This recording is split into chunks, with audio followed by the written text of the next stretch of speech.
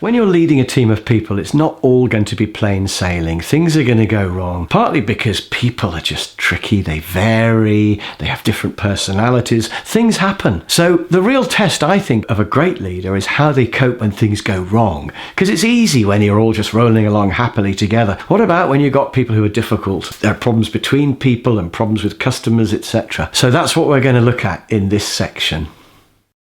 The inspirational leader always remains positive. And I remember seeing an amusing video years ago where a bloke was talking about James Bond being positive and saying, imagine if he wasn't. Imagine if James Bond gets back from some scuba diving exploit with underwater battles and he gets back to his very attractive girlfriend and he takes off his wetsuit and she says, how was work today? And he goes, oh, it was awful. A man tried to shoot me and then I hurt my finger and then I nearly got bitten by a shark. You know, that would be awful. It'd be the worst ever James Bond, wouldn't it? So of course Bond is just, yes, that was a shark, but I fought it off. So the inspirational leader always remains positive and doesn't whinge about what happened. And I mentioned earlier that Jurgen Klopp, the Liverpool manager, who I'm a big fan of, he claps when they shoot at the goal and they miss because he's taking the positive from that of, okay, we missed, but it doesn't matter, we got that close. And next time it'll be on target and we will score. And he's always, yeah, we can do it. So it's really, really important to always see the positive. If something goes wrong, don't blame the person. They didn't deliberately do it wrong. It just went wrong for some reason. So don't blame them. But instead,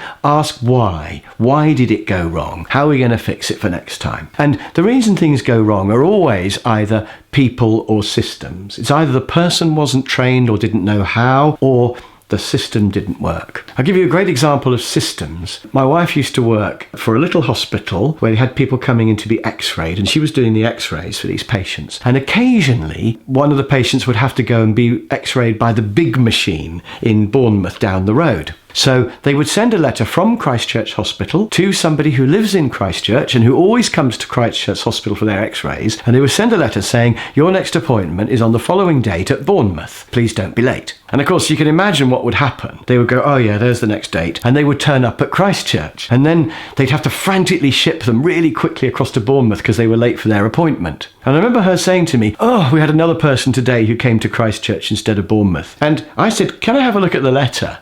And I looked at it and I thought, if I got this letter, I would go to Christchurch as well. Because it says Christchurch Hospital in big writing at the top. And I was thinking, I wouldn't have read the small print where it says Bournemouth in tiny letters. So I suggested that they redid the letter. And it has to come from Christchurch Hospital. It would say, warning, your next appointment is at Bournemouth. And a map, how to get to Bournemouth from Christchurch. Loads of things, Bournemouth, do not come to Christchurch. And we changed the letter. And that fixed the problem. So instead of, oh, these people are stupid, it's almost certainly a system problem. And if you just think, why are they doing it? You can get to the root of it and you can fix it. No point in blaming the people. So problems involving people are always either their attitude or their ability. And so the question is to work out which one is it. Is it that their attitude isn't very good and they're not motivated, which is management's fault? Or is it that their ability isn't very good and they're not trained and skilled, which is management's fault? So they're always just victims of the system either way. And in the end,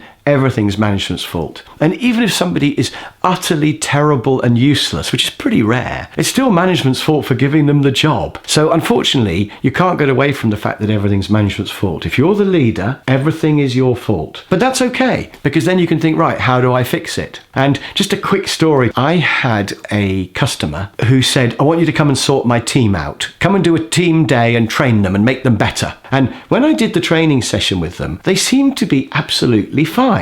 And at the end, this guy came in and he said, right, what have you learnt from Chris? And they all sort of sat there looking at the table, looking really worried. And after they'd gone, he said, see, they're rubbish, aren't they? And I said to him, well, I think they're probably potentially really good, but I think you could get more out of them if you managed them better. And he said, what do you mean? Are you saying I'm a bad boss? And I was saying, well, I was quite frightened of him, actually. I didn't want to challenge him too much. And I said, well, I just think there are some techniques you could use to get more out of people. And he went, right, what are they? And I said, well, we need to probably spend a bit of time looking at this. And he said, okay, let's do coaching. So we did. So I was coaching this guy to get the best out of his people. And the problem he had was that he's just really, really intelligent, and he can't understand that people aren't as intelligent as him. So he thinks everybody's an idiot. And I remember him saying to me, "Oh, one of my finance guys, he didn't even chase up this debt for £30,000. What an idiot." And I said, "Why didn't he chase it up?" And he went, "Oh, I don't know."